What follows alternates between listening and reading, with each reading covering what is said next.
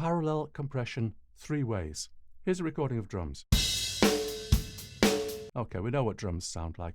The only thing I've done is to put in this trim plugin to bring the level down by 6 decibels. Otherwise, we might get clipping in the master, which we don't want. So let me just take that off again. So I'm going to do parallel compression using 3 different methods. This is Pro Tools, but you can use these methods in any digital audio workstation software. It's not which software you use that's important, it's the audio techniques that are important. So what I'm going to do is duplicate this track.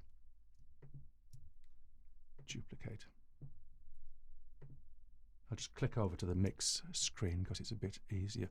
As you can see, I've got a plugin prepared already. I don't actually need it in that track, so let me just take that out. And this one, I'll make it active. And let's have a look. There we go.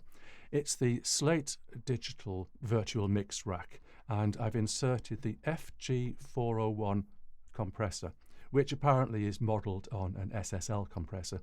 But that doesn't matter. It's what this plugin sounds like right here and right now. So I'm going to solo that track, and we're going to listen to what this compressor can do. Let's just listen to the drums uncompressed first, so I've just switched that out. Okay, and now I'm going to play around with these controls to find a setting that I like.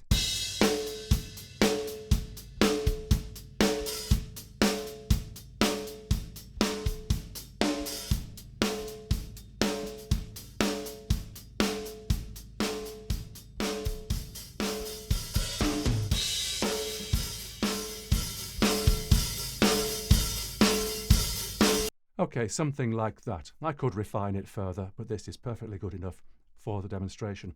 It's important to compare the uncompressed version with the compressed version to make sure that we're making improvements, because things can quite easily go the other way. So I'm going to use the in-out button to check.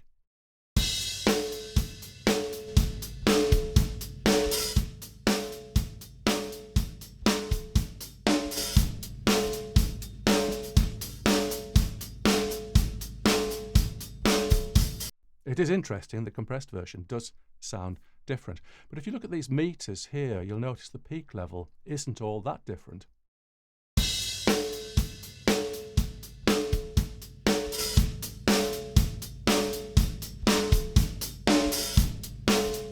So we've kept the level of the drum hits pretty much the same, but the compression has brought up the lower levels between the drum hits. So that sounds quite nice, maybe a little bit overcompressed, but we're just going to blend it in with the original to achieve parallel compression. So the way I'm going to do that is to take that fader all the way down and take off the solo. So now we're listening to both tracks mixed together, and I'm going to use that fader to blend in the compressed version.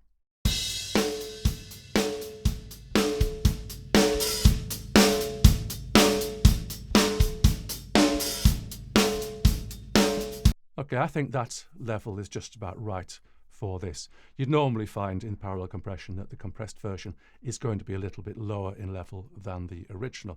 So what I can do now is use this mute button to switch in and out the compressed version, and we'll hear the comparison between the original and the parallel compressed version.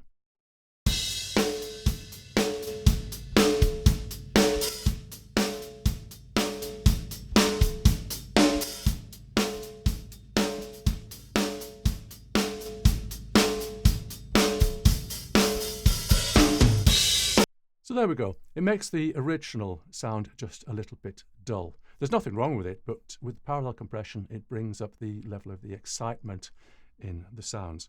So that's one way of achieving parallel compression.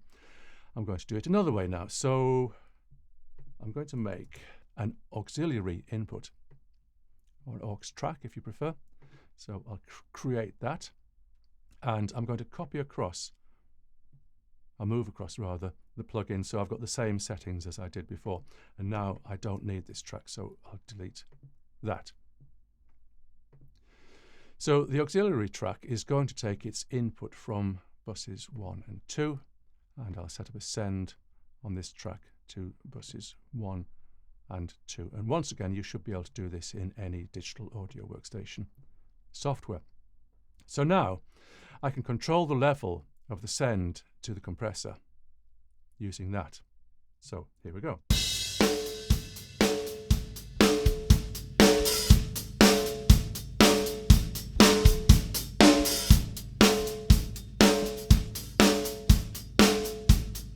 And that's it. It's pretty much the same as what I had before. So we can compare it by switching the aux input in and out. Here we go.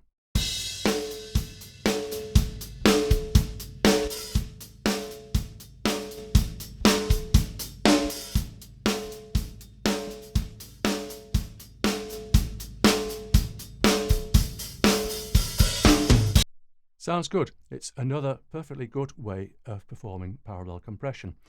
There's a third way that doesn't work in all compressors, but it does work in this one.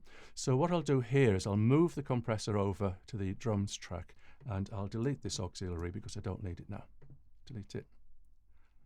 And I don't need that send either, so let's put no send and get rid of that. What this compressor has that a lot of compressors don't have is a mix control. So normally with compression, you either use the uncompressed signal or the compressed signal. But in this compressor, you can blend the two, and it's a perfectly good way of achieving parallel compression. And in fact, I would say it would be a good idea if all compressors had a mix control, but they don't. But let's hear it. I'm going to set the mix to 0, which means that all we hear is the input signal. I'm going to raise it up to 100, so that's only the compressed version, and then I'm going to back it off to something which I think sounds nicely parallel compressed. Here we go.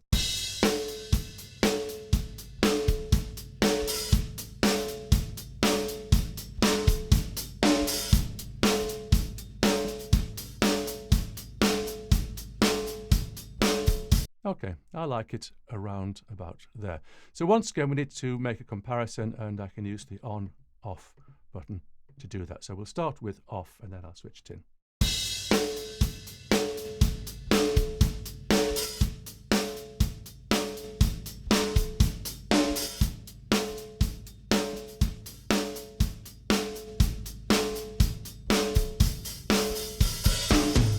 So there we have it, parallel compression 3 ways. I'm David Mellor, Course Director of Audio Masterclass. Thank you for listening.